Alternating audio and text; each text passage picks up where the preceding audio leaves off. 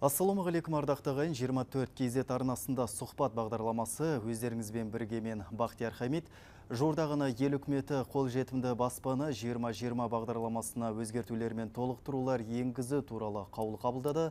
Осы орайда хабарымыздың бүгінгі санына елдегі ең әлеуметтік бағдарламалардың біріне қандай өзгерістер енді деген сауалды арқау еткелі отырмыз. Студия қонағы Марғұлан Әбдікәрімов, ол Қазақстан Республикасы өңірлік даму министрлігі сәулет қала құрылысы және құрылыс департаменті директорының орынбасары. Марғұлан Жеңісұлы, студиямызға қош келдіңіз. Сауматсыздар. Жалпы осы қолжетімді бағдарлама атына заты қаншалықты сай? Осы бағдарлама аясында қанша тұрғын үй салынып, қаншадан пәтер алды? Осыдан бастаған әңгімені. Өздеріңіз жақсы білесіздер, қолжетімді тұрғын үй 2020 деген бағдарлама 12 жылы 1 шілдеден бастап іске қосылды. 12 жылы ақша бөлініп, әкімшіліктерге құрылыс басталды. Енді 13 жылы қорытындысын айтып кету керек. Жоспар бойынша республика бойынша 6,6 миллион шаршы метр енгізу керек еді. Бүкіл қаржыландыру тетіктері бойынша. Бұл 2013 жылғы 2013 жыл, иә. Статистика агенттігінің бойынша ақпарат бойынша былтырғы жылы 6,8 миллион шаршы метр енгізілді. 200 мың шаршы метр одан көп есе асып кетті. Енді жаңағы үйдің санын айта келсек, сол былтырғы жылдың қорытындысында 58.430 үй берілді. Оның ішінде 24.413 жер үй. Ал енді мынау бөлек тетіктерге қарасақ, мынау әкімшілікте кезекте тұрған үйлер тапсырылу үйлері 2013 жылы қорытындысы 4246 квартира пәтер берілді республика бойынша. Енді тағы бір тетігіміз бойынша құрылыс тұрғын жинақ банкі арқылы ол енді бір несі жаңағы бүкіл санаттар бойынша жаңағы екіншісі жас отбасыларға. Сол енді бүкіл санаттар бойынша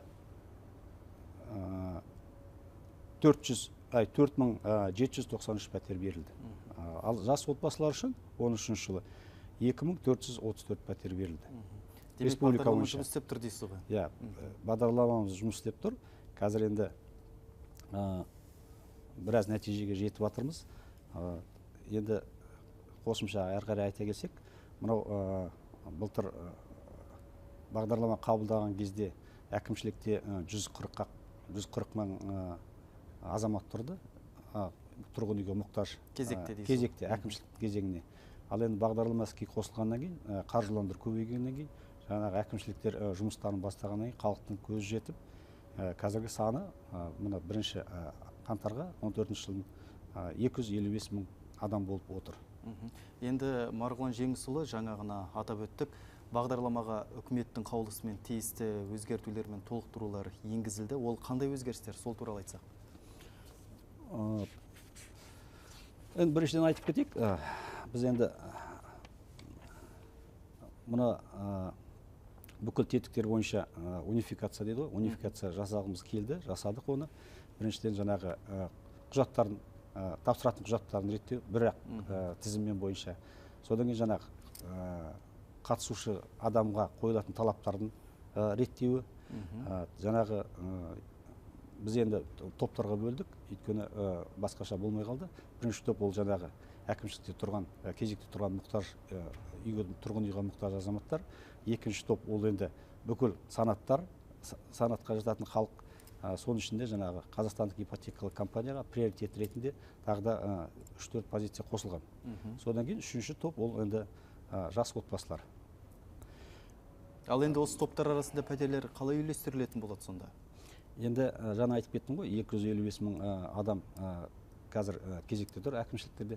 Сол енді сол кезекті азайту үшін біз енді мына жаңағы тұрғын үй құрылыс банкі арқылы болатын Қазақстандық ипотекалық компания, самұрық қазына арқылы салынатын үйлерді түгелін әкімшіліктің тарапына бұрып отырмыз. Мысалы, Қазақстан тұрғын үй жинақ банкі арқылы берілетін 50% әкімшілікке беріледі, әкімшілік хабарланады.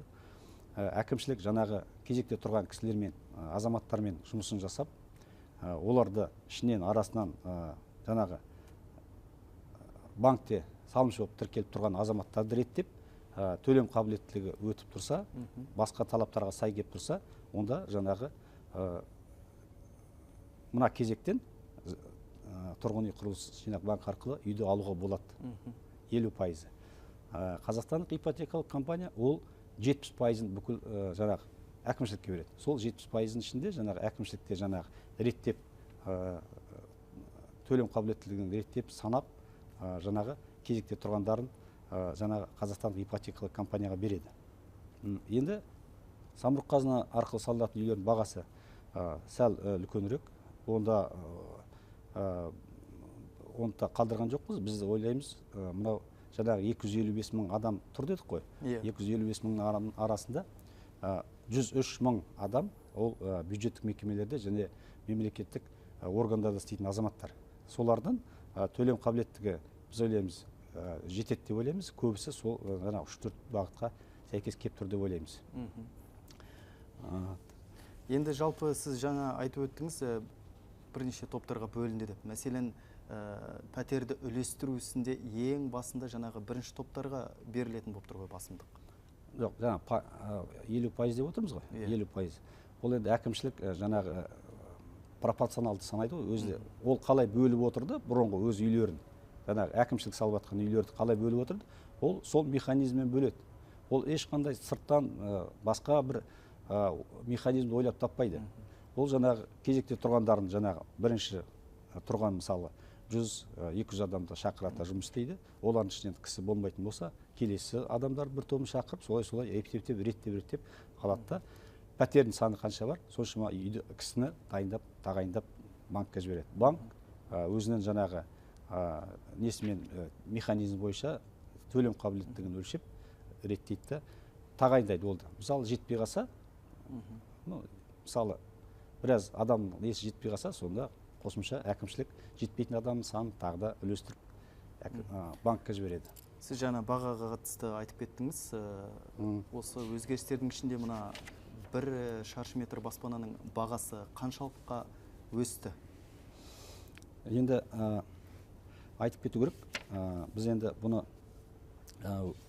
жаңағы есептеген кезде өздеріңіз білесіздер, мына бұрынғы баға енді әкімшілікте тұрған мұқтаж азаматтардың бір шаршы метрі оларға 80 мың теңге. Астана мен Алматыда 120 мың теңге. Бұл бағыт бойынша баға өзгерген жоқ, сол беті қалды. Бірақ мынау қазір құрылыс компаниялар жаңағы мемлекеттік сараптамадан жобаларын өткізген кезде бұл бағаға кірмей қалып отыр, сыймай қалып отыр. Сол арқылы біз жаңағы айтамыз, мына 80 мың теңге ол енді республикалық бюджеттен бөлінеді. Ал енді мынау жаңағы госэкспертиза дейміз ғой, олардың бағалары 100 мыңнан асып тұр. Мысалы, Қостанай бойынша мысалы 117 мың теңге, мынау 3-ші сыныпты жайлылығы бар үйлер 124 бар міне, мына жерде 116 міне. Батыс Қазақстанда да міне 119, 4-ші сыныпты бойынша 103. Соған байланысты мынау 80-нен артық ақшаны ол әкімшілік өз тарапынан қосымша қаржыландырады жергілікті бюджеттен. Бірақ үй алушыға жаңағы азаматқа баға өзгермейді, сол беті қалды. Ал енді мысалы тұрғын үй жинақ банк арқылы енді бұрынғы баға өңірлерде 4-ші сыныпты үйлерінің 80 мың теңге болатын, 3-ші сыныпты ол 90 мың теңге. Астана мен Алматы қаласында 4-ші сынып 120 мың, 3-ші сынып 142,5 мың теңге болып тұрған. Жаңа мына біздің 2 сәуірде қосылған, іске қосылған қаулымыз бойынша жаңағы үстіңгі баға 120 мен 142 мың теңге ол өзгерген жоқ. Сол беті қалды Астана мен Алматы қаласы үшін. Ал енді мынау басқа өңірлерде базовый дейміз ғой, базовый 10 мың теңгеге өсті. Ол не себептен? Біріншіден жаңа мен айтып кеттім, жаңағы мемлекеттік экспертиза есебі бойынша баға өсіп отыр. Екіншіден 12 жылы заң қабылданды. Энергия үнемдеу және энергия тиімділігін арттыру туралы заң іске кірді. Соған байланысты 13 жылдан бастап бүкіл жобалар жаңағы энергетикалық экспертизадан өту керек. Оның ішінде жаңағы ол неменеге қаратылған? Жаңағы үйден сыртқа кететін жылуын, суын азайту максималды түрде. Оның ішінде соған байланысты қымбаттап отыр. Соған байланысты мысалы қабырғаның қалыңдығы, жаңағы ішіндегі составляющий дейміз, солардың үлкеюі, одан кейін жаңағы автоматтылық жылу пункттері міндетті түрде болу керек әрбір үйде.